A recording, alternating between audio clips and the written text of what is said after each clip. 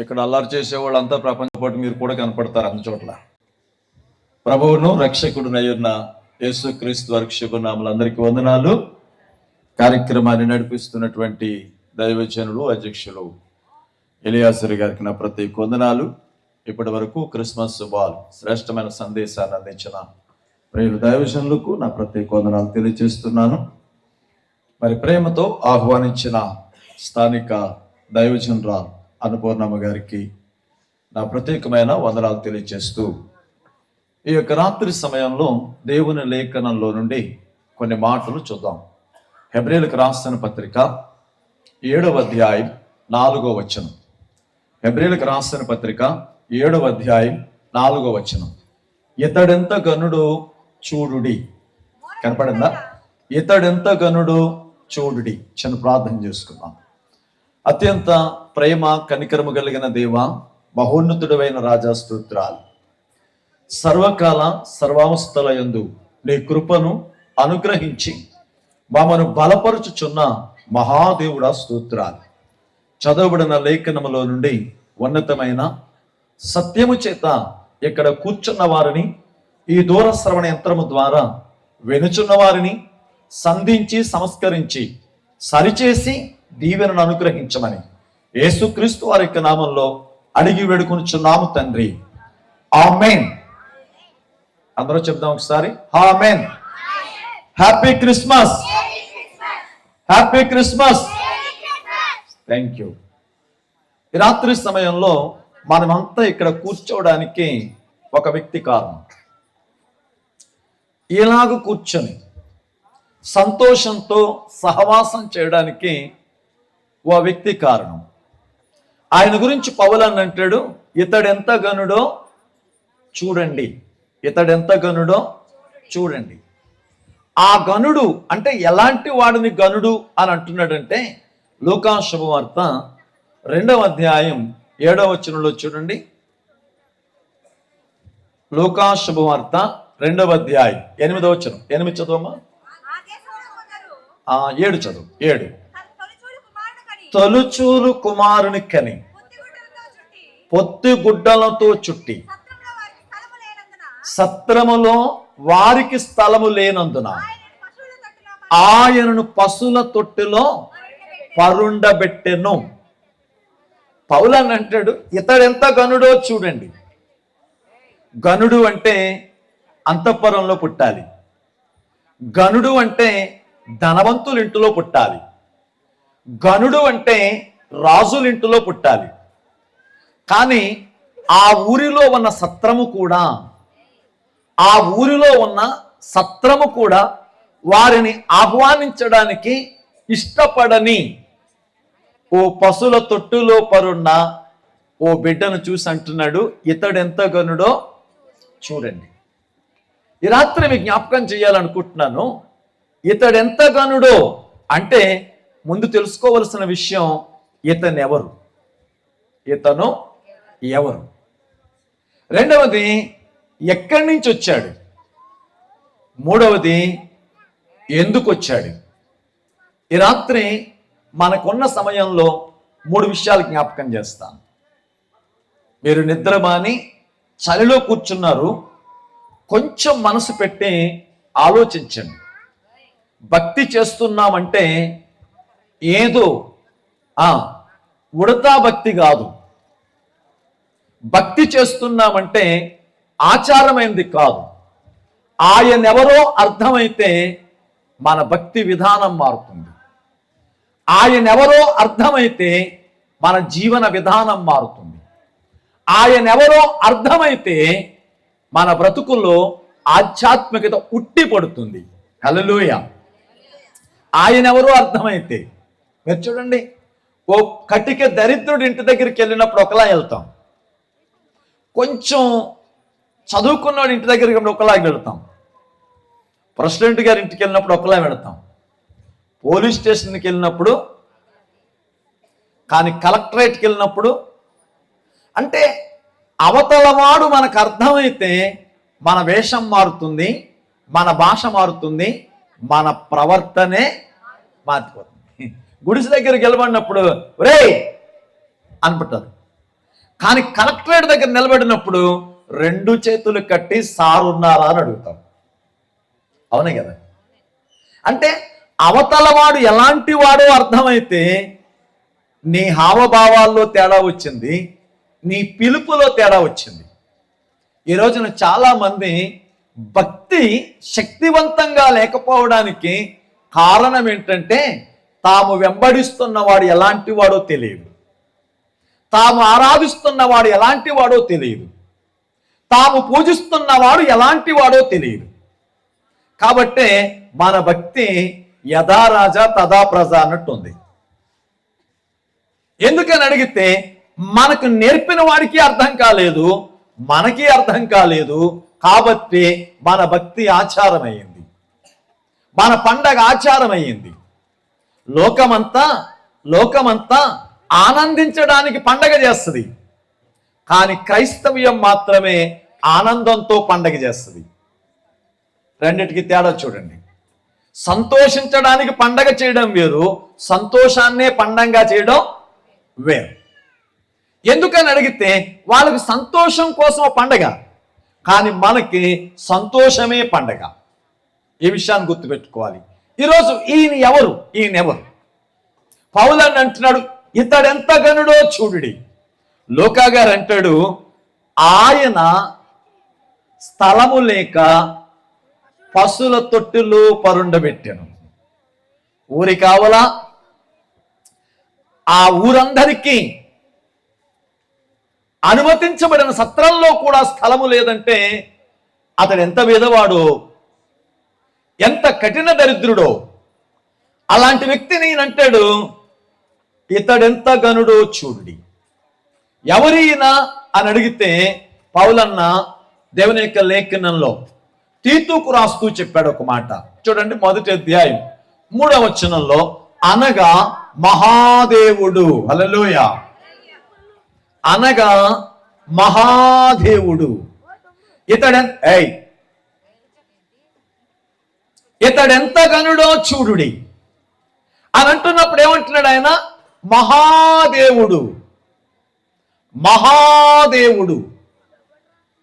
అంటే దేవుని గురించి ఆలోచిస్తున్నప్పుడు ఆయన అంటాడు, ఇతడెంత గనుడో, ఆయన పశువుల తొట్టిలో పరుండి ఉన్నాడు గాని ఈయన మహాదేవుడు.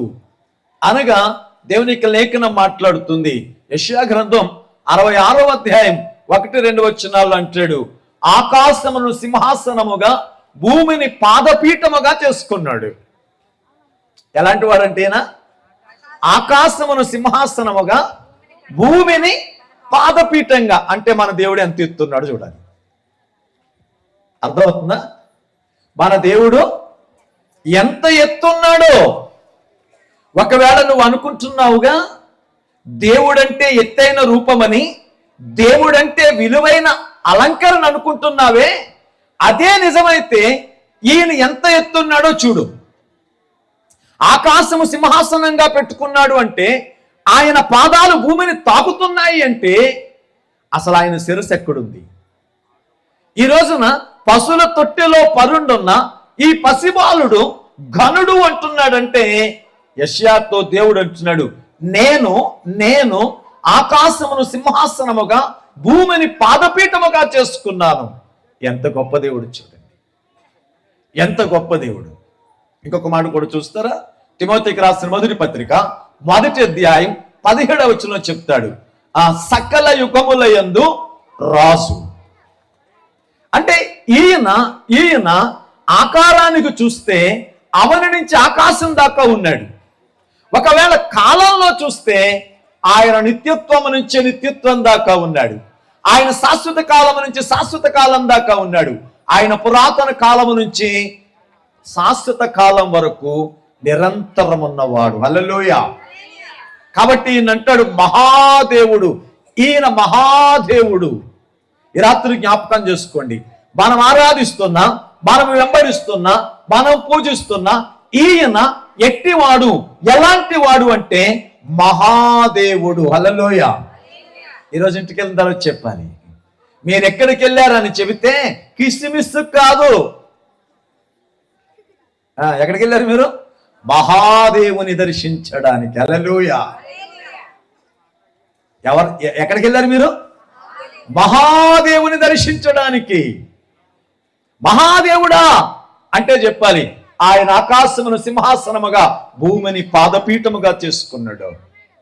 ఆయన సకల యుగములయందు రాజయ్యున్నవాడు. ఈ రాత్రి సమయంలో ప్రభువునందు ప్రియులారా, ఈ ఘనుడు అంటే మహాదేవుడు. అదే పౌలన్న రోమీయులకు రాస్తూ 9వ అధ్యాయం 5వ వచనంలో చూడండి, పితరులు వీరి వారు శరీరమును బట్టి క్రీస్తు వీరిలో పుట్టెను, ఈయన సర్వాధికారి అయిన దేవుడు. హల్లెలూయా. ఉన్నారు ఇక్కడ? ఉందా మీ బైబిల్లో? ఏమనుంది? సర్వాధికారి అయిన దేవుడు ఉందా? పితరులు వీరి వారు శరీరమును బట్టి క్రీస్తు వీరిలో పుట్టెను, కానీ ఈయన సర్వాధికారి అయిన దేవుడు. సర్వాధికారి అయిన దేవుడు. ఒకవేళ యేసు ప్రభువుని అడిగితే ఆయన అంటాడు, మత్తయి సువార్త 28వ అధ్యాయం 18లో అంటాడు, నాకు భూమి మీదను పరలోకమందును నాకు అధికారం. ఇప్పుడు ఆయన అధికారం ఎక్కడెక్కడుంది? భూమి మీదను పరలోకమందును. ఆయన పాదాలు ఎక్కడున్నాయి? భూమి మీద. ఆయన శిరస్సు ఎక్కడుంది? ఆకాశంలో. అంటే ఈయన అధికారం ఎలా ఉందో చెప్తున్నాడు. సర్వాధికారి. ఆయనకు ప్రకృతిలో అధికారం ఉంది, ఆయనకు ప్రపంచంలో అధికారం ఉంది, అంతరిక్షంలో అధికారం ఉంది. ఆయన అధికారం ఎలా ఉంటుందో 2 విషయాలు చెప్పి నేను కొంచెం ముందుకు వెళ్తాను. చూడండి, యిర్మీయా గ్రంథం 5వ అధ్యాయం 22. యిర్మీయా గ్రంథం 5వ అధ్యాయం 22. సముద్రము ఎంత పొంగినను దాట లేకుండునట్లు, దాని తరంగములు ఎంత పొర్లేనను అవి ప్రబలం లేకుండునట్లు, ఎంత ఘోషించునను దానిని దాటలేకయు ఉండునట్లు నిత్య నిర్ణయము చేత దాని ఇసుకను హద్దుగా నియమించాను. ఏమని చెప్తున్నాడు ఆయన? ఈ ప్రపంచంలో సిమెంట్తో అడ్డేసే వాళ్ళని చూస్తాం, మట్టితో కట్టేసే వాళ్ళని చూస్తాం. ఈయన అంటున్నాడు, ఇసుకను హద్దుగా వేశాను నేను. మీరు సముద్రం దగ్గరికి వెళ్ళి నిలబడి చూస్తే నడిబొడ్డు ఎత్తుగా ఉంటుంది, కానీ అది ఎంత ఎత్తుగా ఉన్నా, ఎంత పొర్లినా ఒక చోటకొచ్చి వెళ్ళిపోతుంది. ఉవ్వెత్తున లేచిన కెరటం, ఉవ్వెత్తున లేచిన అల చల్లకిల్లగా పడి వెళ్ళిపోతుంది. ఆయన అంటాడు, నేను హద్దు నియమించాను. అంటే ప్రకృతిలో ఆయన మాట శాసనం, ఆయన మాట నిర్ణయం. ఈ ప్రపంచం అంతా ఆయన మాటకు లోబడి బ్రతుకుతుంది. ఒక రోజున గలిలయ సముద్రంలో ఆయన ప్రయాణం చేస్తుంటే ఆయన శిష్యులు అందులో కూడా ఉన్నారు. ఈయన అలసట చేత అమరము మీద తలవాల్చి నిద్రించుచున్నప్పుడు ఆకస్మికముగా కలిగినటువంటి ఆ తుఫాన్, ఆ అలల తాకిడి సముద్రంలోని నీళ్లు ఎగసి పడవలో పడుతున్నాయి. అలాంటి పరిస్థితుల మధ్యలో పేతురు అంటున్నాడు, అయ్యా మనము నశించిపోతున్నాం. వెంటనే ఆయన లేచి గద్దించగానే గాలియు సముద్రము ఆయనకి లోబడెను. హల్లెలూయా. అంటే ఈ రోజున ఆలోచన చేయండి, మనకున్న రాడార్ సిస్టంతో, మనకున్న సాంకేతిక పరిజ్ఞానంతో తుఫాన్ ఎక్కడొస్తుందో చెప్పగలుగుతున్నావు, ఎంత స్పీడ్ వస్తుందో చెప్పగలుగుతున్నావు, కానీ ఆపగలిగిన సత్తా ఎవడికి లేదు. ఈ రోజున ఈ మాటలు వింటున్న వారులారా, ఒకసారి ఆలోచన చేయండి. ఈయన సర్వాధికారి అయిన దేవుడు, సర్వాధికారి అయిన దేవుడు. ఇక మరొక మాట, ఇది ప్రకృతిలో చెప్పాను. ఒకవేళ ఖగోళంలోకి వెళితే చూడండి, దేవుని యొక్క వాక్యంలో యోబు గ్రంథం 37వ అధ్యాయం 12వ వచనం, చాలా అద్భుతమైన మాట. యోబు గ్రంథం 37వ అధ్యాయం 12వ వచనం, ఆయన వలన నడిపింపబడినవై నరులకు నివాస యోగ్యమైన భూగోళము మీద ఆ మెరుపును మేఘములను సంచారము చేయను.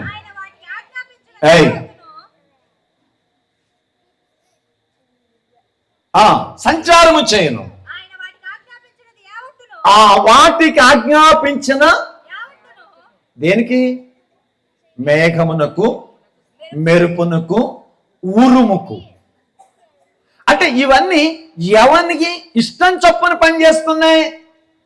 నీ రాడార్ సిస్టాన్ని బట్టి కాదు, నీ సాంకేతిక పరిజ్ఞానాన్ని బట్టి కాదు, సార్వభౌముని యొక్క శాసనాన్ని బట్టి, సార్వభౌముని యొక్క శాసనాన్ని బట్టి. దేవుడంటే ఏమనుకుంటున్నావు? స్టార్ కట్టడం అనుకుంటున్నావా? దేవుడంటే ఏమనుకుంటున్నావు? క్యాండిల్ వెలిగించడం అనుకుంటున్నావా? దేవుడంటే ఏమనుకుంటున్నావు?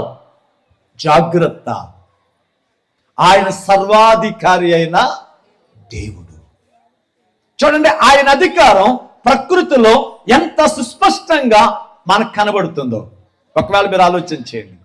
ఈ దేహం ఉదయం లేవగానే దీన్ని బ్రతికించడానికి మనం పడే పాటలు, అలసట రాకుండా తీసుకునే జాగ్రత్తలు ఎంత చేస్తాం కదా. మీ గుండెకి చెప్పండి, గుండె గుండె తొందరపడి అటు ఇటు కొట్టుకోకు, నిమిషానికి 72 సార్లు అంటూ కొట్టుకో, ఒక 80-90 సంవత్సరాలు ఎగ్జాక్ట్గా బతికేద్దాం అని చెప్పండి. ఏంటదా ఎందో ఒకవేళ మీ మాట ఎందులే. ఈ మధ్యన కార్డియాలజిస్ట్ ఉంటాడుగా, గుండె నిపుణులు, ఆయన దగ్గరికి వెళ్తే ఆయన ఈసీజీ తీసి ఈకో టెస్ట్ చేసి ఇలా ఉందని చెప్తాడు. కానీ గుండె గుండె ఎందుకు ఆయన కంగారు పెడతావు? ఏదో పెట్టిన మట్టుకు తిని నెమ్మదిగా కొట్టుకుంటే ఇంట్లో ఎందో ఎందో. అంటే ఇది నువ్వు, నీ శరీరం కూడా నీ మాట వినదు. కానీ ఈ దేహం, ఈ స్థితి ఎవని యొక్క అధికారం కింద పనిచేస్తుందో నీకు తెలుసా? దేవుని యొక్క లేఖనంలో చూడండి, సమూయేలు మొదటి గ్రంథం 2వ అధ్యాయం 6వ వచనం. 2వ అధ్యాయం 6వ వచనం. జనులను సజీవులుగాను మృతులుగాను చేయువాడు ఆయనే. అర్థమైందా మీకు? జనులను సజీవులుగాను మృతులుగాను చేయువాడు ఆయనే. ఎహెజ్కేలు గ్రంథం 16వ అధ్యాయం, ఎహెజ్కేలు గ్రంథం 16వ అధ్యాయం 5వ వచనంలో ఒక మాట మీకోసం నేను చదివి వినిపిస్తున్నా. ఈ పనిలో ఒక్కటైనా నీకు చేయవలెనని ఎవరను కటాక్షింపలేదు. నీ యందు జాలిపడిన వాడు ఒక్కడును లేకపోయిను. నీవు పుట్టిన నాడే బయట నేలను పారవేయబడి చూడ అసహ్యముగా ఉంటివి. అయితే నీ వద్దకు వచ్చి రక్తములో పొర్లుచున్న నిన్ను చూచి, నీ రక్తములో పొర్లు ఉన్న నీవు బ్రతకమని నీతో చెప్పి తిని. ఈరోజు చూడండి, పిండోత్పత్తి శాస్త్రం అంతా ఒకసారి తిరిగేయండి.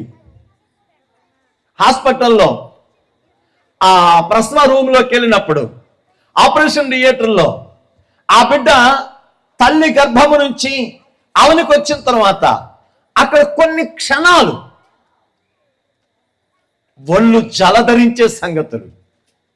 ఎందుకంటే బయట టెన్షన్లో ఉన్న ప్రజలు, లోపల నుంచి ఏడుపు వినబడితే బయట సంతోషం. ఆ శబ్దం నిశ్శబ్దం అయితే ఎక్కడ శోకం. అవునే కదా?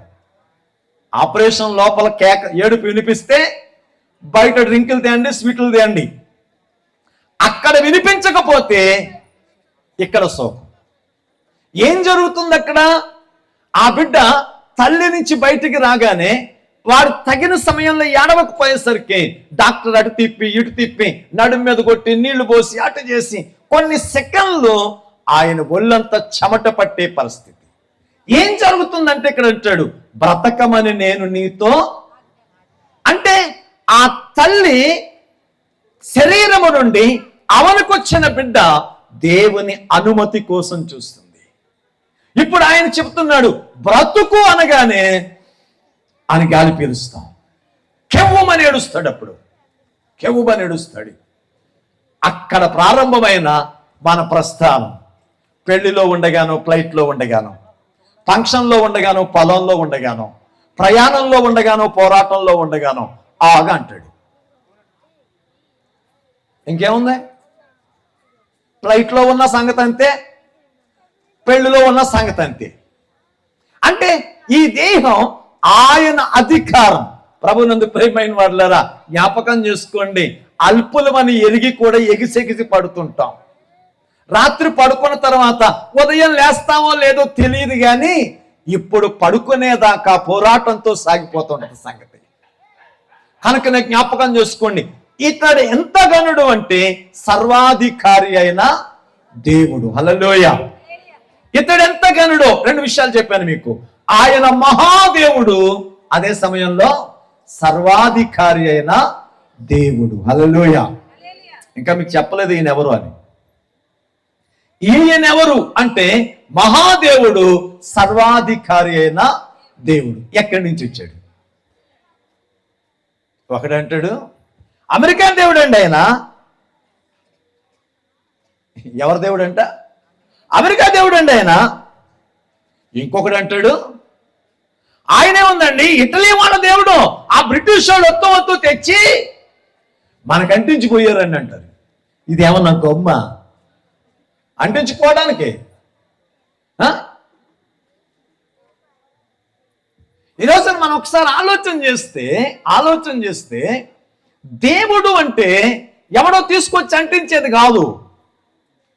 ఆయన అమెరికా దేవుడు, లేకపోతే ఇంగ్లాండ్ నుంచి వచ్చినోడో కాదు.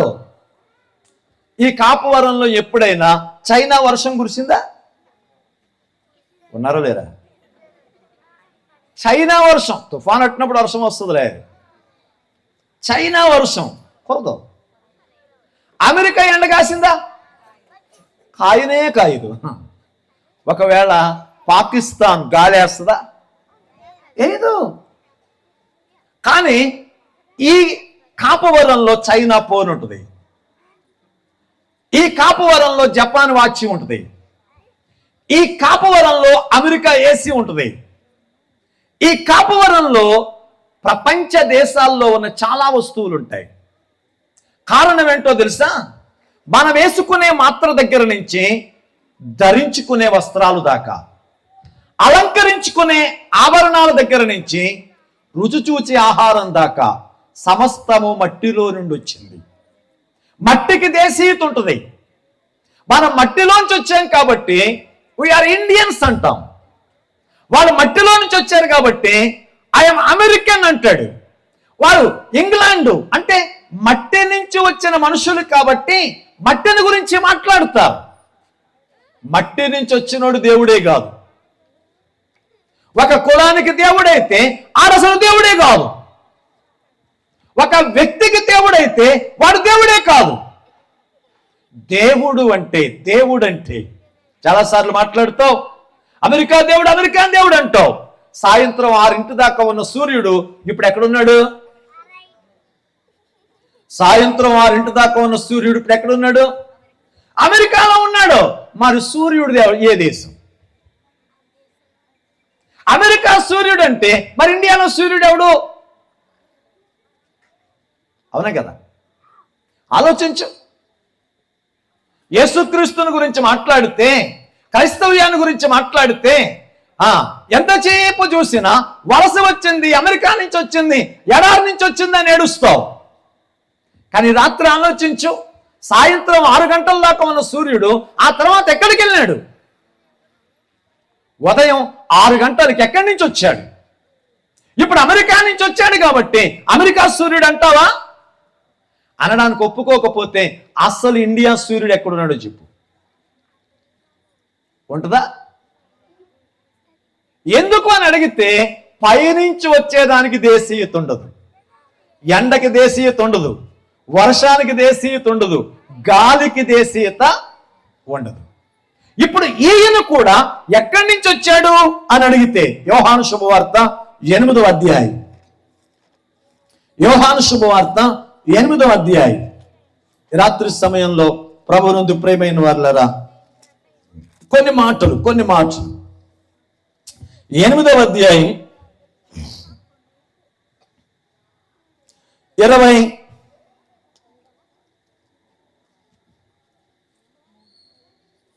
వచనం. అప్పుడు ఆయన మీరు క్రిందవారు, నేను పైనుండి వాడను. మీరు ఈ లోక సంబంధులు, నేను ఈ లోక సంబంధిని కాను. అంటే ఈయన ఎక్కడి నుంచి వచ్చాడు? ఇప్పుడు పై నుంచి వచ్చాడు. యేసుక్రీస్తు మట్టిలో నుంచి వచ్చినాడు కాదు. మేము ప్రకటిస్తున్న ఈ దేవుడు, మేము ఆరాధిస్తున్న ఈ దేవుడు, మేము పూజిస్తున్న ఈ దేవుడు, మేము ప్రదర్శిస్తున్న ఈ దేవుడు మట్టిలో నుంచి వచ్చినోడు కాదు, మహిమలో నుండి వచ్చాడు. హల్లెలూయా! ఈయన మహిమలో నుండి వచ్చాడు. ఇప్పుడు ఆలోచన చెయ్యి, ఆకాశం నుంచి వస్తున్న ఎండది ఏ దేశం? నువ్వు పీల్చుతున్న గాలిది ఏ దేశం? నువ్వు తడుస్తున్న వర్షాన్ని ఏ దేశం? వాటిది ఏ దేశం అయితే మేము ప్రకటిస్తున్న ఇందు కూడా ఆ దేశమే. మేము ప్రకటిస్తున్న ఇందు కూడా ఆ దేశమే. ఎందుకంటే ఆయన మహిమ నుండి వచ్చాడు. నువ్వు మట్టిలో నుండి వచ్చావు కాబట్టి నేను పాకిస్తానీని, నేను ఇండియా నుంచి వచ్చాను, నేను అమెరికన్ని, నేను ఇటలియన్ అని చెప్పుకోవచ్చు.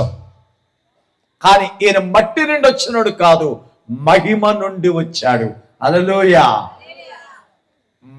మహిమ నుండి. చూడండి, కొలసీలకు రాసిన పత్రిక 1వ అధ్యాయం 17వ వచనం చూద్దాం. ఆయన అన్నిటికంటే ముందు ఉన్నవాడు, సమస్తమునకు ఆయనే ఆధారభూతుడు. ఈయన మధ్యలో వచ్చినాడు కాదు, ఈయన మధ్యలో వచ్చినాడు కాదు.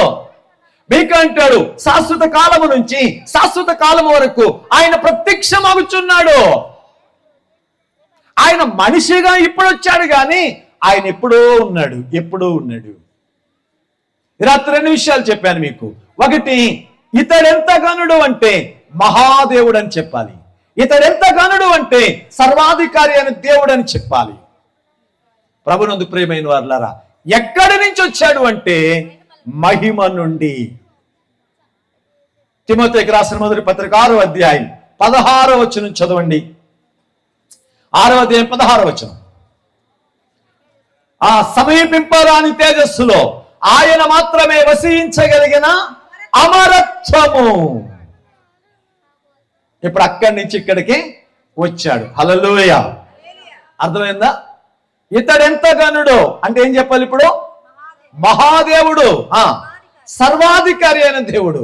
ఎక్కడి నుంచి వచ్చాడంటే మహిమ నుంచి, మట్టిలో నుంచి కాదు.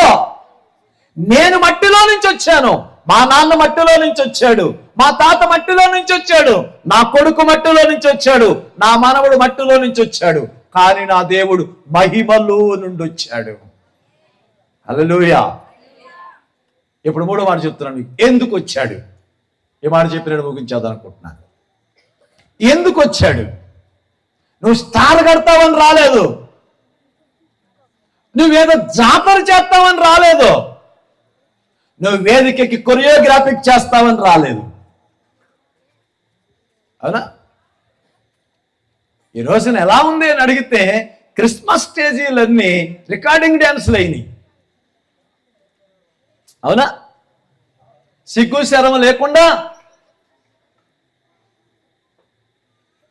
ఇలా తిడుతున్నానని ఏమనుకోకండి. రోషం తెచ్చుకుని పరివర్తన తెచ్చుకుంటారేమో అని, భయం భక్తి లేకుండా వేదికలెక్కి ఆడుతున్న స్థితికి దిగజారిపోయాం. ఆలోచన చేయండి. పిల్లలు వేదిక మీద డాన్స్ చేస్తుంటే వెనకాల ఉన్న వాళ్ళు వన్స్ మోర్ అని ఏలనేస్తున్నారంటే అది ఎంత చెడిపోయిన సమాజం, అది ఎంత భయంకరమైన స్థితి. అవునా కదా? దేవుని సన్నిధిని చెబుతూ, 2-3 ఉన్న చోట దేవుడు ఉన్నాడని చెబుతూ ఆరాధన చేసి మరుక్షణంలోనే రికార్డింగ్ డ్యాన్స్ లా మారుస్తున్న దౌర్భాగ్యమైన స్థితిలోకి దిగజారిపోతున్నాం. ఆయన డ్యాన్స్ చేస్తావనో, స్టార్ కడతావనో, కోను కొత్తావనో వచ్చినోడు కాదు. ఎందుకు వచ్చాడు? ఈ రాత్రి దేవుని లేఖనంలో చూద్దాం. యోహాను రాసినటువంటి శుభవార్త 1వ అధ్యాయం 18వ వచనం. 1వ అధ్యాయం 18వ వచనం. ఎవడను ఎప్పుడైనాను దేవునిని చూడలేదు. Right right right. జనాలు ఎవరిని చూడలేదంట? దేవుణ్ణి చూడలేదు. ఎవరు చెప్తున్నారు ఈ మాట? యేసు ప్రభువే చెప్తున్నాడు. మేము దేవుణ్ణి కలిగిన వారమని, ధర్మశాస్త్రం ఉందని, ప్రవక్తలు మాకున్నారని, పితరులు మాకున్నారని అతిశయపడుతున్న ఇశ్రాయేలీలతో మాట్లాడుతున్నాడు. ఏంటి మీ అవివేకం? మీరు గాని, మీ పితరులు గాని, వారి పితరులు గాని ఎవడును ఎప్పుడును దేవుణ్ణి చూడలేదు. ఏ కాలమందైనను ఆయన స్వరాన్ని మీరు వినలేదు. దేవుడంటే ఒక చిత్రకారుడు కుచ్చు పట్టుకొని గీసే చిత్రం కాదు. దేవుడంటే ఒక శిల్పి ఉలి పట్టుకు చెక్కే శిల్పం కాదు. దేవుడంటే ఒక కవి కలం పట్టి రాసే కావ్యం కాదు. దేవుడంటే నాలాంటోడు ఒకడు నిలబడి ఇచ్చే లెక్చర్ కాదు. దేవుడు దేవుడు దేవుడు దేవుడంటే గోడకి దిగేసిన ఫోటోవు కాదు. ఇక కూర్చొని మిమ్మల్ని దేవుడు ఎవరు అంటే టక్కని చెప్తారు. దేవుడు ఎలా ఉంటాడంటే, దేవుడు అంటే ఏంటి? దేవుడంటే లీల కాదు, దేవుడంటే మాయ కాదు, దేవుడంటే అద్భుతం కాదు. దేవుడంటే అది అర్థం కాకే మన భక్తిలో తగలబడింది. ప్రభునందు ప్రేమైన వారులారా, ఈ మాటలు కొంచెం ఆలోచించండి, రోషం తెచ్చుకోవడానికి ప్రయత్నం చేయండి. మనము రెండవ రాకడికి ఆ సమీపంలో ఉన్నాం. ఇంకా మొదటి రాకడ గురించే పండగ చేసే వాతావరణంలో ఉన్నాం, కానీ ఆయన రాకడకు సిద్ధపడిన పరిశుద్ధులుగా మాత్రం మారడం లేదు. ఈ రాత్రి మీకు జ్ఞాపకం చేస్తున్నాను, దేవుడంటే ఎలా ఉంటాడో చూపించడానికి వచ్చాడు. ప్రపంచమంతా అనుకుంటుంది దేవుడంటే బలమైన ఆకారం, దేవుడంటే విలువైన అలంకరణ, దేవుడంటే తమ ఊహను బట్టి చేసుకున్న చిత్రాలు. దేవుడు పండితులు మొదలుకొని పామరులు దాకా, అభివృద్ధి చెందిన దేశాల నుంచి అనాగరికులు దాకా దేవుడు దేవుడు దేవుడు అని వెతుకులాడుతున్నారు. తమ కంటికి మించినది, తమ శక్తికి మించినది, తమ ఆలోచనకు మించినది తమకు దేవుడే తమని బానిసలుగా చేసుకుంది. అలాంటి వారికి ఈయన పరిచయం చేస్తున్నాడు. దేవుడంటే ఈ రాత్రి జ్ఞాపకం చేస్తున్నాను. దేవుని యొక్క లేఖనంలో ఒక మాట చూద్దాం. పేతురు రాసిన మొదటి పత్రిక 1వ అధ్యాయం 14వ వచనం, నేను పరిశుద్ధుడను. ఏమంటున్నాడు? దేవుడు అంటే ఏంటంట? నేను పరిశుద్ధుడను. ఇప్పుడు దేవుడు అంటే అర్థం ఏంటి? పరిశుద్ధుడు, పవిత్రత. అర్థమవుతుందా? దేవుడు అంటే 4 వారాలు వెళ్తే అప్పులు తీరినియండి, 3 వారాలు వెళ్తే మా అమ్మాయి నెలదప్పిందండి, 2 వారాలు వెళ్తే మా మనవడికి పెళ్ళి అయిందండి, ఇలాంటి పనికి మాలిన మాటలు కాదు. మిగతా వాళ్ళకి ఎవరికి పెళ్ళిళ్ళు అవ్వట్లేదా? మిగతా వాళ్ళు ఎవరికి పిల్లలు పుట్టడం లేదా? మిగతా వాళ్ళు ఎవరికి ఐశ్వర్యం లేదా? ఏం మాట్లాడుతున్నావు నువ్వు? ఈ రాత్రి ఆలోచించు. దేవుడు అంటే లీల కాదు, దేవుడు అంటే పరిశుద్ధుడు. దేవుడని ఎలాంటి వాడిని అనాలి? దేవుడంటే ఎలాంటి గుణగణాలు ఉండాలి? కంటికి అందంగా కనబడిందనో, కంటికి ఇంపుగా కనబడిందనో, మన శక్తికి మించిందనో దేవుడు అనకూడదు. దేవుడు అంటే ఎలాంటి మాట అంటే పవిత్రత. అర్షద్వర్గాలను జయించినవాడు, కామ క్రోధ మద లోభ మోహ మత్సరములను జయించినోడు దేవుడు. ఈ రోజున నువ్వు దేవుడని వెంటబడుతున్నవాడు, నువ్వు దేవుడని ఆరాధిస్తున్నవాడు, నువ్వు దేవుడని మొక్కుతున్నాడు, వీటన్నిటినీ జయించినోడేనా? పాపము లేనోడేనా? పవిత్రత కలిగినోడేనా? ఆలోచించు, రా మాట్లాడుదాం. దేవుని లేఖనంలో చూద్దాం. ఎబ్రీయులకు రాసిన పత్రిక 7వ అధ్యాయం 26వ వచనం, పవిత్రుడు, నిర్దోషి, నిష్కల్మషుడు, పాపులలో చేరక ప్రత్యేకంగా ఉన్నవాడు. హల్లెలూయా.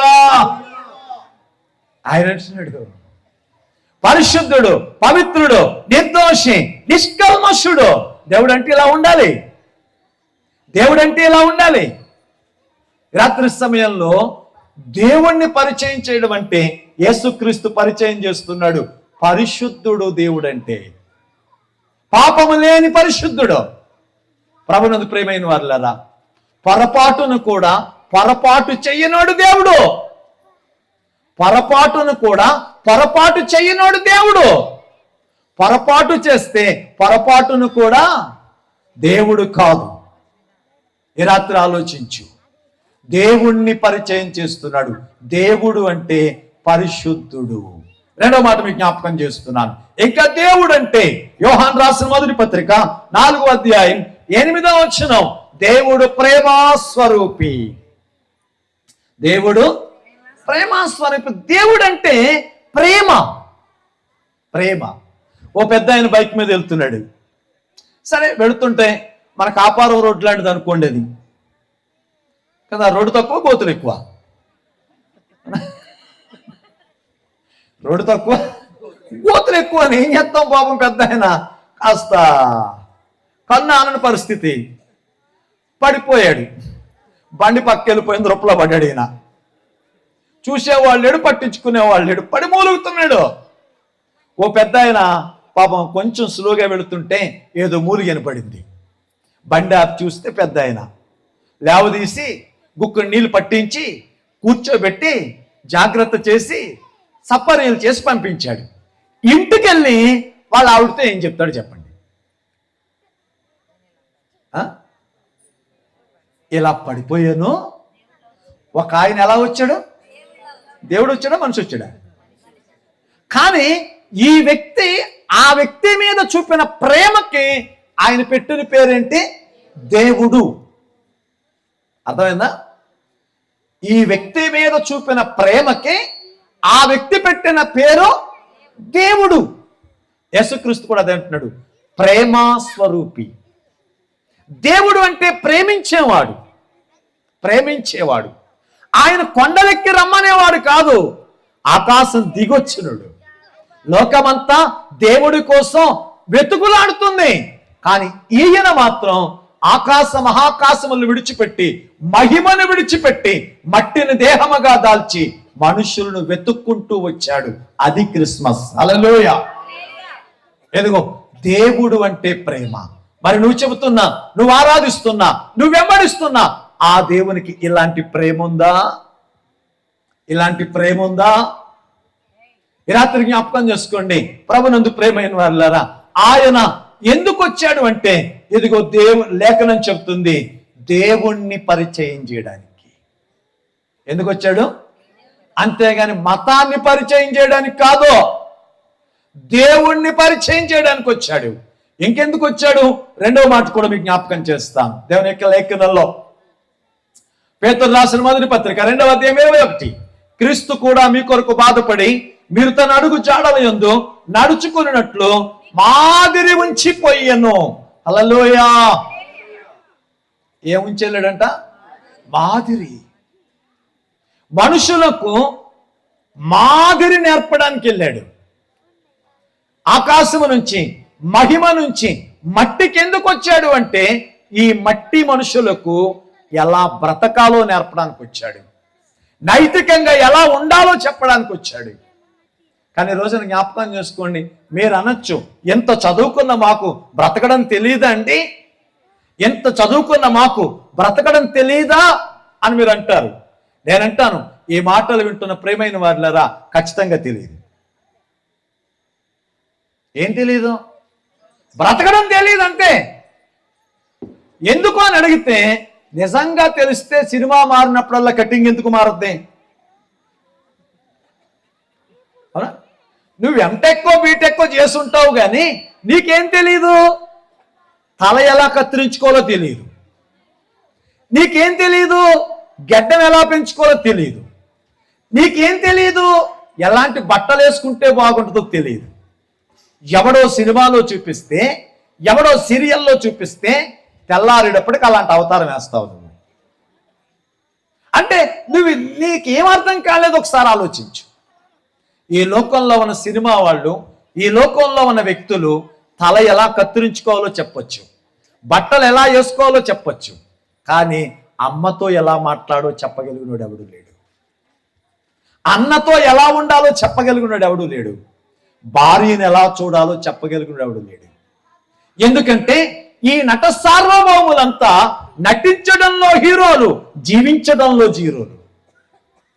అది హాలీవుడ్డా, బాలీవుడ్డా, టాలీవుడ్డా, ఏ వుడ్డులోనైనా ఉన్న గుడ్డు ఒకటే. ఇలా నటించడంలో హీరోలు, జీవించడంలో జీరోలు. కాబట్టి కట్టుకున్న పెళ్ళంతో కడదాకా కాపురం చేసిన హీరో ఎవరినైనా చూపించండి. కట్టుకున్న మొగుడుతో కాపురం చేసిన ఒక్క హీరోయిన్ చూపించండి. లేరు. వీళ్ళందరూ మనకి హీరోలు. ఇది మన దౌర్భాగ్యం. ఇది మన దౌర్భాగ్యం. కానీ మన జీవితాలను ఎలా జీవించాలో నేర్పించడానికి అవనికేతించిన అరుణోదయం. హల్లెలూయా. యేసు జీవించడంలో hero. Is the real hero, is the model.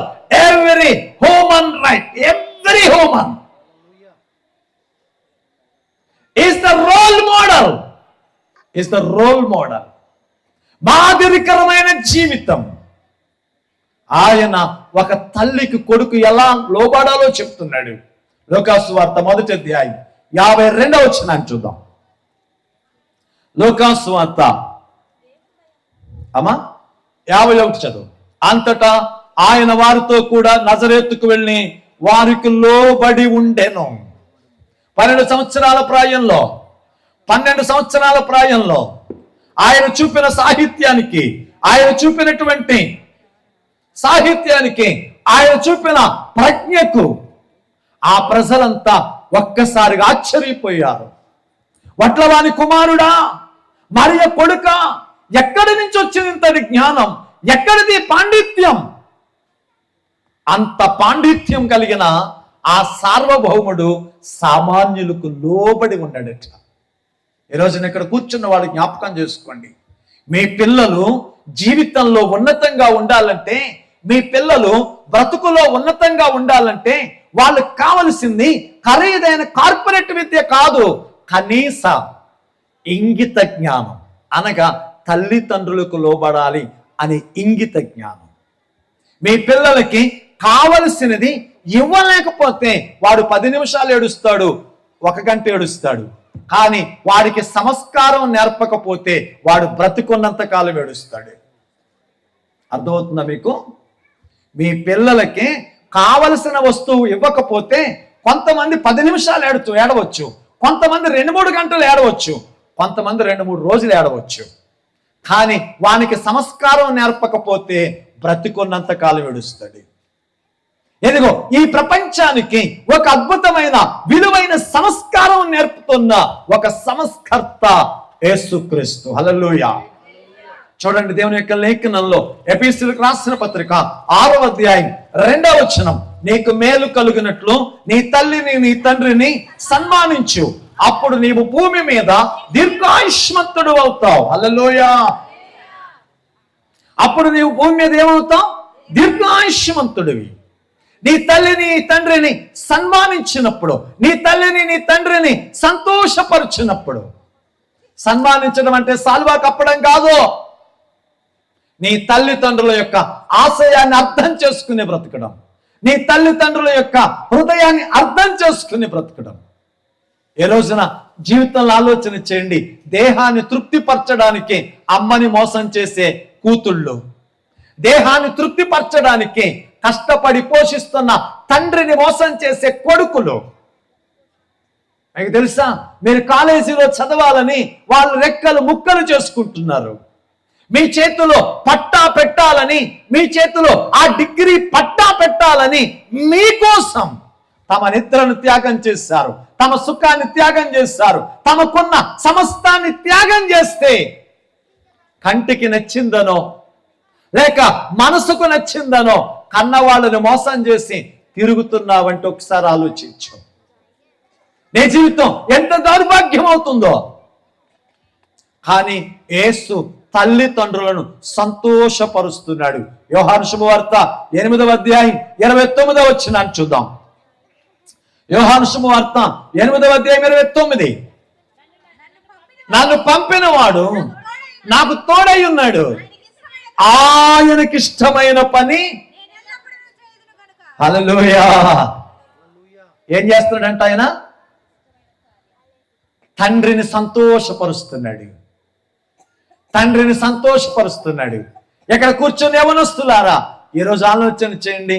నిన్ను బట్టి నీ తండ్రి ఆనందిస్తున్నాడా? నిన్ను బట్టి నీ తల్లి ఆనందిస్తుందా? ఈరోజు ఆలోచించు. తండ్రిని ఆనందపరచలేనాడు, తల్లిని సంతోషపరచలేనాడు, వేదికెక్కి పాట పాడి ఎవడు నిద్రెత్తాడు? కుటుంబానికి నెమ్మది లేకుండా చేసేవాడు సంఘంలో ఎలాంటి పరిచర్య చేయగలడు? అర్థమవుతుంది? అసలు ఎంత బరితెగింపు అసలు. కానీ ఆయన మాట్లాడుతున్నాడు, ఆయన మాదిరి నేర్పిస్తున్నాడట. ప్రభునందు ప్రియమైన వారలారా, ఈ రాత్రి దేవుని యొక్క లేఖనం ఎంతో స్పష్టంగా మాట్లాడుతుంది. ఆయన మాదిరి నేర్పడానికే వచ్చాడు. హల్లెలూయా. ఇంకా ఒక్క విషయాన్ని చెప్పి నేను ముగిస్తాను. మాదిరి నేర్పడం. ఇంకా మిగిలిన విషయాలు మరొకసారి జ్ఞాపకం చేసుకుందాం. ఇంకెందుకు వచ్చాడు అని అడిగితే చివరి మాట చూడండి దేవుని యొక్క వాక్యంలో. యోహాను రాసినటువంటి మొదటి పత్రిక 3వ అధ్యాయం 5వ వచనం. 3:5. యోహాను రాసిన మొదటి పత్రిక 3వ అధ్యాయం 5వ వచనం. పాపములు తీసివేయుటకు ఆయన ప్రత్యక్షమాయను. హల్లెలూయా. ఎందుకు వచ్చాడంట? పాపములు తీసివేయడానికి. ఇతడెంత గనుడో చూడండి, అది మర్చిపోకూడదు. ఇతడెంత గనుడో. ఆయన మహాదేవుడు, ఆయన సర్వాధికారి అయిన దేవుడు, ఆయన మహిమ నుండి మట్టికి వచ్చినోడు. ఎందుకు వచ్చాడు అంటే దేవుణ్ణి పరిచయం చేశాడు, బ్రతుకు నేర్పించాడు. ఇప్పుడు పాడైన జీవితాన్ని గురించి మాట్లాడుతున్నాడు. పాపములను తీసివేయుటకు ఆయన ప్రత్యక్షమాయను. యేసుక్రీస్తు ఈ లోకానికి ఎందుకు వచ్చాడు అంటే పాపమును తీసివేయడానికి. పాపం తీసివేయడానికి. పాపం చేసే నష్టం ఏంటో తెలుసా? పాపం అప్పు రెండు ఒకటే. పాపం అప్పు రెండు ఒకటే. రెండు చేసినప్పుడే ఆనందం. అప్పు 10,000 తెచ్చారనుకోండి, ఇచ్చినోడు ఎలా కనపడతాడు? దేవుళ్ళ కనపడతాడు. డబ్బు అయిపోయేదాకా ఎలా ఉంటుంది మనకే? ఎవడేంటే నాకేంటి అస్సలు అనిపిద్దలేదా? ఆఖరి రూపాయి అయిపోయిన తర్వాత అప్పు ఇచ్చినోడు దెయ్యంలా కనపడతాడు, అప్పు బండరాయిలా కనపడుతుంది. పాపం కూడా అంతే. ఎలా ఉంటుందంటే సిగరెట్ కాల్చుతుందని చెప్పు, ఆ పొగ వదులుతుందని చెప్పు, అప్పో సినిమా హీరోలో ఫీల్ అవుతాడు. లెన్స్ పాడై వాల్స్ బ్లాక్ అయి దగ్గటం మొదలెట్టిన తర్వాత సంగతి వేరుగా ఉంటుంది. కాస్త లిక్కర్ లోపలేసి కవిత్వం చెప్తాడు అయ్యగారు, కానీ లిక్కర్కి లివర్ పాడైతే యూరిన్ పోయడానికి చెప్తాడు వీడు. అవును కదా? ఎంతమంది చుట్టలేదు మనం. అందాన్ని ఎరేసి అమ్మాయిని వెనకాల ఎక్కించుకుని బీచ్ చుట్టూ తిరిగినప్పుడు భలే ఉంటుంది. కాని రోగం వచ్చి కాలు లెగలేనప్పుడు ఎముకలు కూడవుతావు. అంటే పాపం ఆరంభంలో ఎలా ప్రారంభమైంది? ఆనందం, దాని అంతం ఆవేదం. ఈరోజు ఆలోచన చేస్తే పాపం అప్పు రెండు ఒకటే. ఎంత తొందరగా వదిలించుకుంటే అంత మంచిది. అర్థమవుతుందా? ఈ రాత్రి ఆలోచన చేద్దాం. పాపం యొక్క ప్రభావం ఏంటి అని మీరు అడుగుతుంటే, పాపం ఎలాంటి పరిస్థితులని మనుషులకు కలిగిస్తుంది అని అడిగితే 2 విషయాలు చెప్పి రాత్రి ముగిస్తాను. చూడండి, ఇర్మీయా గ్రంథం 5వ అధ్యాయం 25వ వచనం. 5:25. మీ దోషములు వాటి క్రమమును తప్పించను, మీకు మేలు కలగకుండుటకు మీ పాపములే. అంటే నువ్వు అభివృద్ధి చెందకపోవడానికి కారణం ఏంటి? పాపం. నువ్వు మొదలెట్టిన పని సాగకపోవడానికి కారణం ఏంటి? పాపం. నువ్వు చేస్తున్న పని నష్టానికి మూలం ఏంటి? పాపం. కానీ నువ్వేమంటావు? ఉత్తరానికి దారి లేదండి, లేకపోతే ఎరగదీసేద్దామంటావు. నువ్వు తూర్పుకి దారి లేదండి, లేకపోతే అసలు మా స్థలం అద్భుతం అంటావు. నువ్వు ఈశాన్యాన్ని నిజి లేకపోయినా, ఆగ్నేయాన్ని పొయ్యి లేకపోయినా ఒరిగేదేం లేదు. హృదయంలో పాపం ఉంటే జీవితం అంతా నాశనమే. అర్థమవుతుందా? ఏమంటున్నాడంటే మీకు మేలు కలగకుండానట్లు. ఎక్కడ కూర్చున్నాడు చాలా మంది చాలా కష్టపడి ఉంటారు, చాలా ప్రయాసపడుతుంటారు. అప్పుడప్పుడు ఫోన్ చేసి కొంతమంది అంటారు, బ్రదరు చాలా కష్టపడుతున్నాం బ్రదరు, మాకెంత వస్తుందో తెలుసా మీకు, కానీ ఏమైపోతుందో తెలియట్లేదు బ్రదర్, ఎలా పోతుందో తెలియట్లేదు. కారణం ఏంటో తెలుసా? పాపం. పాపం. ఈ రోజున పాపపు మొదటి ప్రభావం ఎక్కడ అంటే నీ అభివృద్ధిని ఆప్చేసి చూపిస్తుంది, నీ అభివృద్ధిని స్తంభింపజేస్తుంది, నీ అభివృద్ధికి బండరాయి. ఇప్పుడు అలాంటి స్థితిలో నువ్వు ఉంటే ఆలోచించుకుని సరిచేసుకుంటే ఆగిన స్థితి నుంచి మొదల ప్రారంభం అవుతుంది. అలా కాదని కళ్ళు మూసుకుని బలం ఉందని ఎగేసుకుని వెళ్ళావనుకో, సెకండ్ స్టెప్. పాపం తర్వాత ఏం చేస్తుంది అని అడిగితే చూడండి, దేవుని యొక్క వాక్యంలో కీర్తనల గ్రంథం 38వ కీర్తన 3వ చరణం. 38వ కీర్తన 3వ చరణం. నీ కోపాగ్ని వలన ఆరోగ్యము నా శరీరము విడిచిపోయిను, నా పాపమును బట్టి. ఇప్పుడేమొచ్చింది? పాపమును బట్టి దేహంలోంచి ఏం పోయింది? ఆరోగ్యం పోయింది. ఆరోగ్యం పోయిన తర్వాత బైబిల్ చంకనెట్టుకుని నూనె డబ్బాడు కట్టుకుని సంచిలో పడేసుకుని 7 అలాలు ఎగేసుకు తిరుగుతాం. అవునా కదా? ఇప్పుడు కాపవరంలో ఉన్నోళ్ళకి దాహం వేసిందండి. నేను అడిగే మాట చాలా జాగ్రత్తగా చెప్పండి. కాపవరంలో ఉన్నోళ్ళకి దాహం వేసింది. పెరవల్లో నీళ్లు తాగితే దాహం తీరుతుందా? కానూరులో నీళ్లు తాగితే దాహం తీరుతుందా? నిడదవోల్లో నీళ్లు దాహం తీరుతుందా? ఇక్కడ నీళ్లు దాహం తీరుతుందా? ఇక్కడ నీళ్లు. పెరవల్లో నీళ్లు తాగితే రొంపడుద్ది. అవునా కదా? మేము నీరు బాటిల్ ఎందుకు తెచ్చుకుంటున్నాం అనుకుంటున్నారు? మరి ఫ్యాషన్కి నీడు మాకేమన్నా? ఇక్కడ నీళ్లు తాగితే దాహం తీరింది, అక్కడ నీళ్లు తాగితే సేమ్ సిచ్యువేషను. నీ స్థితికి పరిష్కారం నీ స్థానిక సంఘం. స్వస్థత సాలు కాదు. మనసు పెట్టి ఆలోచన చేయండి, భక్తిలో ఎంత మోసం చేస్తున్నారో. నీ జీవితంలో ఆలోచించు. ఇప్పుడు నీ బ్రతుకులో రోగం కలగడానికి, ఆరోగ్యం పాడవడానికి కారణం ఏంటి అని అడిగితే పాపం అని చెప్తుంది. దాన్ని అట్టే పెట్టుకుని వేషం వేసి బైబిల్ అట్టుకుని 7 వారాలు తిరుగుతున్నావంటే నిన్ను ఎంత బరితెగింపనాలి అసలు? ఎంత బరితెగింపనాలి అసలు నిన్ను? చూడండి, పాపం ఒకటి నీ అభివృద్ధిని ఆటంకపరిచింది, పాపం నీ ఆరోగ్యాన్ని ఆటంకపరిచింది. చివరి మాట ప్రకటన గ్రంథం 20వ అధ్యాయం 15వ వచనం. ఎవని పేరైనను జీవ గ్రంథమందు వ్రాయబడినట్లు కనబడిన ఎడల. చివరిగా ఏంటది? ఇది మరణం. ఇప్పుడు చూడండి, పాపం చివరికి ఎక్కడ తీసుకెళ్ళింది నిన్ను? మరణం. ఇప్పుడు అంతరంగంలో పాపం దాచుకుంటే నీ అభివృద్ధి ఆగిపోయింది, ఆరోగ్యం ఆరిపోయింది, నువ్వు ఆరని మంటల్లో పడ్డావు. ఇప్పుడు నిన్ను మంటల్లో పడేసింది ఏంటి? నీ ఇష్టం కాదు. నిన్ను తగలబెట్టింది ఏంటి? నీ పాపం కాదు. కానీ నువ్వేమంటావు? ఇల్లు బాగోలేదండి, వాస్తు బాగోలేదండి, ఇలాంటి సోదరుని చెప్తావు నువ్వు.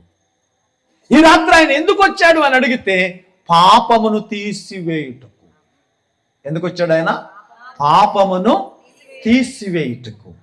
యోహాన్ రాసినటువంటి మొదటి పత్రిక 3వ అధ్యాయం 16వ వచనం చూడండి. 2:16, 2వ అధ్యాయం 16వ వచనం. యోహాను రాసిన మొదటి పత్రిక 2వ అధ్యాయం 16వ వచనం. 3:16 చదవండి. 3:16 అక్కడ ఒక్క పేజీ తిప్పండి. ఆయన మన నిమిత్తము తన ప్రాణము పెట్టెను గనుక దీని వలన ప్రేమ ఎట్టిదని తెలుసుకుంటున్నాం.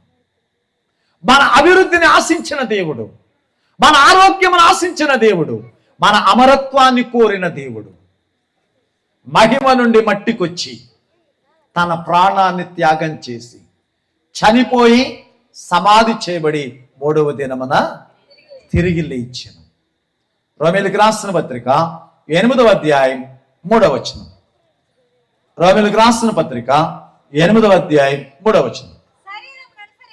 శరీరమును అనుసరింపక ఆత్మను అనుసరించి నడుచుకున్న మన యందు ధర్మశాస్త్ర సంబంధమైన నీతి విధి నెరవేర్చబడవలెనని పాప పరిహారము నిమిత్తము దేవుడు తన సొంత కుమారుని పాప శరీరాకారముతో పంపి ఆయన శరీరమందు పాపమునకు శిక్ష విధించెను. పాపమునకు ఏం విధించాడంట? ఆయన శిలువలో నీ కొరకు నా కొరకు శిక్షను అనుభవించాడు. అనగా మన పాపం కొట్టివేయబడింది. ఇప్పుడు ఎవరైతే యేసుక్రీస్తునందు విశ్వాసం ఉంచారో వారందరూ నీతిమంతులు, వారందరూ పరిశుద్ధులు. హల్లెలూయా.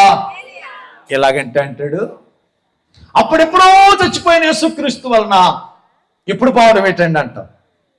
1947కు ముందు మనమంతా ఎవరు? బానిసలమా స్వతంత్రులమా? బానిసలం. ఇక్కడ ఉన్నోడు ఎవడైనా కత్తి పట్టుకుని బ్రిటిష్ వాళ్ళ మీదకి వెళ్ళినాడు ఎవడైనా ఉన్నాడా? ఈట పట్టుకుని వెళ్ళినాడు ఉన్నాడా? ఎవడైనా ఒక బ్రిటిష్ వాడిని కాలర్ పట్టుకుని ఎలా మా దేశం ఎందుకు వెళ్ళవరా అని అడిగినాడు ఎవడైనా ఉన్నాడా? లేడు. కానీ మహానుభావులు అల్లూరి సీతారామరాజు, ఝాన్సీ లక్ష్మీబాయి, రుద్రమదేవి ఇలాంటి మేధావులు, తాంతియా తోపే, నానా సాహెబ్ ఇలాంటి అనేకులు తమ ప్రాణాలను ధారపోసి కరుడు కట్టిన బ్రిటిష్ సామ్రాజ్యాన్ని భారతదేశానికి పారదూలారు. ఇప్పుడు మనం ఏమయ్యాం? స్వతంత్రులం. వాళ్ళు ఎప్పుడో చేసిన పోరాటానికి ఇప్పుడు మనం స్వతంత్ర పండుగ చేసుకోవట్లేదు. వాళ్ళు ఎప్పుడో చేసిన పోరాటానికి ఇప్పుడు స్వేచ్ఛా వాయువులు పీల్చడం లేదు. ఎదుగో అప్పుడెప్పుడో క్రీస్తు చేసిన ఆ శిలువ యాగం ఇప్పుడు నా పాపానికి పరిహారం చేసింది. అప్పుడెప్పుడో చేసిన క్రీస్తు యొక్క త్యాగం మన పాపాలను తీసివేసింది. ఎదుగో ఈ రోజు నీ జీవితాన్ని ఆలోచించు, నీ బ్రతుకును ఆలోచించు. ఇక్కడ కూర్చున్న ప్రభునందు ప్రియమైన వాళ్ళరా, ఇతడెంత గనుడో చూడండి. ఈయన మహాదేవుడు, ఈయన సర్వాధికారి, ఈయన మహిమ నుండి మట్టికొచ్చాడు. దేవుడు ఎలాంటి వాడో చెప్పాడు, ఎలా బ్రతకాలో చెప్పాడు, పాపానికి విమోచన చేశాడు. ఈ రాత్రైనా నీ జీవితాన్ని మార్చుకుంటే నీ బ్రతుకు అద్భుతం జరగబోతుంది. ఏ రాత్రైనా నీ ఆలోచన మార్చుకుంటే ఆశీర్వదించబడబోతున్నావు. ఈ రాత్రి కూడా గత సంవత్సరం లాగే వెళ్ళిపోతే మరో సంవత్సరం నీ బ్రతుకులో వ్యర్థం. ఈ మాటలు వినుచుండగా ఈ రాత్రి ఆలోచించు. ఆ దేవుడు నాకు కావాలి అనుకుంటే, ఆ రక్షణ నాకు కావాలి అనుకుంటే, ఆ విమోచన నాకు కావాలి అనుకుంటే, ఆ అద్భుతమైన దీవెన నా కుటుంబానికి కావాలి అనుకుంటే ఈ రాత్రి ఇక్కడ ఆయనతోనూ సమాధానపడాలి. ఈ రాత్రి ఇక్కడ ఆయనతోనూ సమాధానపడాలి. అలా సమాధానపడదాం. అందరూ మోకరిద్దాం, అందరూ లేచి నిలబడదాం. ఒక్క నిమిషం. అందరూ లేచి నిలబడదాం ఒక్క నిమిషం. ఈ రాత్రి మాటలు నీకు అర్థమై నీ బ్రతుకులో ఉన్న లోపాలు నీకేమన్నా అర్థమై నీ దృష్టికి వస్తే ఇప్పుడే ప్రభువా నన్ను క్షమించు అని ఒప్పుకోగలవా?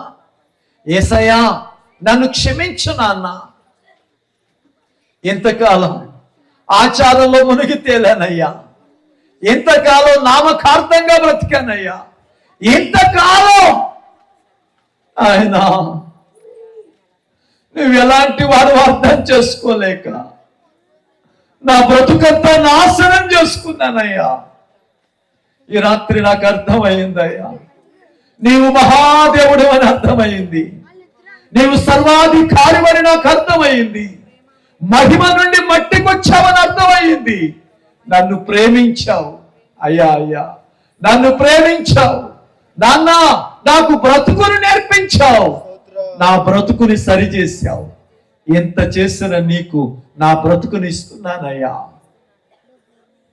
నాయా నా జీవితాన్ని అర్పిస్తున్నానయ్యా.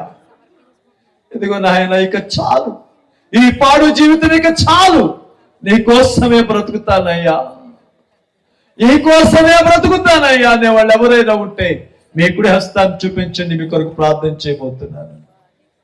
ఈ రాత్రి మాటలు నీకు అర్థమైతే, ఈ రాత్రి మాటలు నీకు అర్థమైతే నీ జీవితాన్ని జ్ఞాపకం చేసుకో. ఈ రాత్రి ఒక మాట జ్ఞాపకం చేసుకో. దేవునికి ఒక మాట, ఒక నిర్ణయం చేయి. కాలము సమీపించింది. నీకు అర్థమవుతుందా? కాలము సమీపించింది. ఇదిగో ప్రకృతిలో సూచనలు కనబడుతున్నాయి.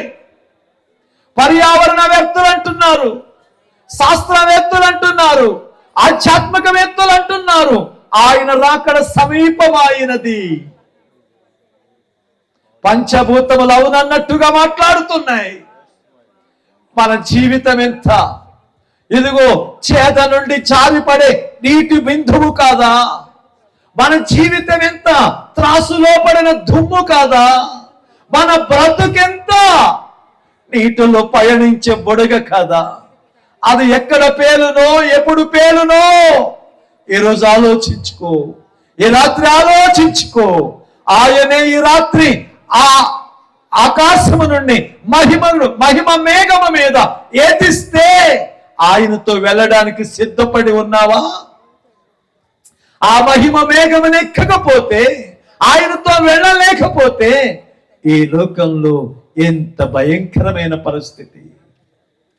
ఆ దుర్భరమైన పరిస్థితి నుంచి, ఆ పాపము యొక్క నీచ స్థితి నుంచి విడిపించగలిగిన మహోన్నతుడైన దేవుడు ఈ రాత్రి నిన్ను ప్రేమించాడు, నీ కొరకు ప్రాణం ఇచ్చాడు. ఎదుగో నీతో గంటకు సుమారుగా మాట్లాడాడు. ఈ రాత్రి నీ స్పందన ఏంటి? ఈ రాత్రి నీ స్పందన ఏంటి? ఈ దేవుడు నాకు కావాలి అనుకున్నవారు దయచేసి మీ ఎత్తుంచో, అలాగే ఎత్తుంచండి. మీ కొరకు ప్రార్థన చేయబోతున్నాను, మీ కొరకు ప్రార్థన చేయబోతున్నాను.